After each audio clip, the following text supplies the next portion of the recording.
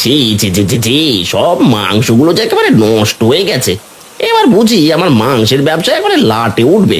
হায় হায় হায়, কতগুলো টাকা যে আমার লস হয়ে গেল। কি গো, তুমি পচা মাংস দেখে বোকার মতো আফসোস করছো কেন? কি সব বলছো গিন্নি? কতগুলো টাকার মাংস পচে গেল, আফসোস না করে কি আর উপায় আছে নাকি? হ্যাঁ, অবশ্যই উপায় আছে।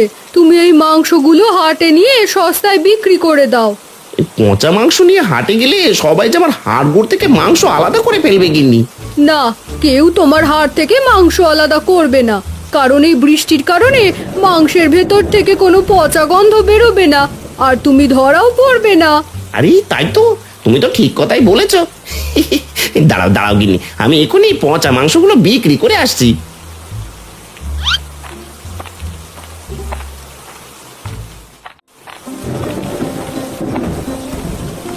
গিন্নি, আজ বৃষ্টির কারণে খাবার হোটেল খোলেনি, তাই তোমাদের জন্য কোনো খাবারই আনতে পারিনি। বলো কি, কোনো খাবার না আনলে আমরা খাবোটা কি? সেই গতকাল থেকে ঘরের সবাই আমরা না খেয়ে আছি। এই তো, সেই জন্য দোকান থেকে মুড়ি আর মিঠাই এনেছি। তোমরা এগুলো খেতে থাকো, ততক্ষণে আমি হাটে গিয়ে বাজার করে নিয়ে আসি। মুড়ি আর মিঠাই খেলে কিন্তু পেট ভরবে না। তুমি তাহলে জলদি বাজারটা করে নিয়ে এসো। আকাশের অবস্থা কিন্তু একদমই ভালো ঠেকছে না, যে কোনো সময় ঝড় আসতে পারে। চিন্তা করো না গিন্নি, জোরে ঝড় আসার আগে আমি চলে আসব। যাও, ঘরে গিয়ে টুম্পাকে মুড়ি আর মিঠাই খেতে দাও। আচ্ছা, দিচ্ছি।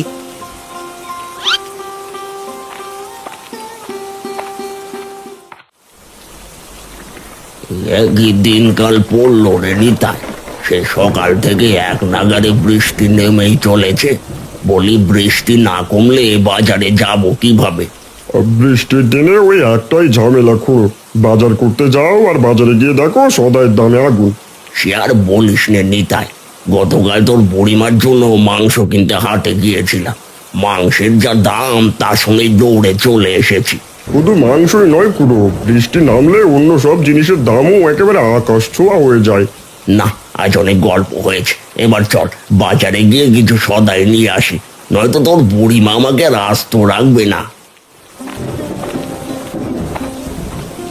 মা, ও মা, গতকাল থেকে যে আমি কিছুই খাইনি, খুব খিদে পেয়েছে, জলদি ভাত খেতে দাও। এখনো ভাত রান্না করিনি রে টুম্পা, তোর বাবা হাট থেকে আসলেই রান্না বসাবো।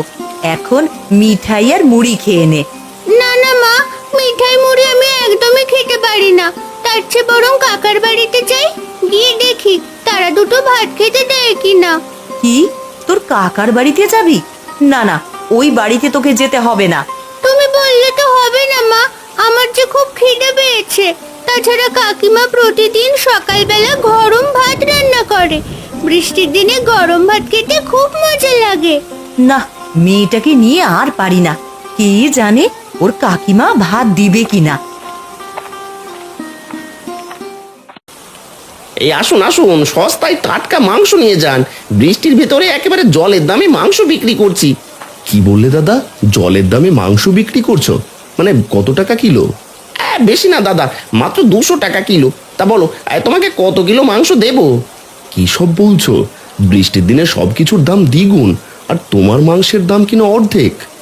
আরে নিলে নাও, নইলে পচারো তো দেখি। আজকের মতো এত সস্তায় আর কোনোদিনও মাংস কিনতে পারবে না।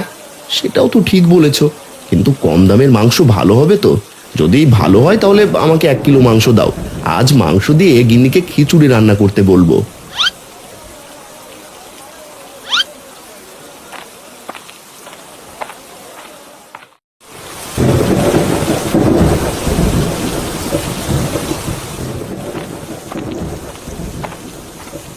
কাকিমা, আরে ও কাকিমা, তোমাদের গরম ভাত রান্না হয়েছে? হলে আমাকে দুটো খেতে দাও, আমার যে খুব খিদে পেয়েছে। আজ বাড়িতে তোর কাকা নেই, তোকে আমি একটা দানা গরম ভাতও দেব না। কদিন পর পরই গরম ভাত খেতে আমাদের বাড়িতে চলে আসিস। এভাবে বলো না কাকিমা, তোমরা তো আমাদের আপন। তোমাদের কাছে না চাইলে আর কার কাছে চাইবো?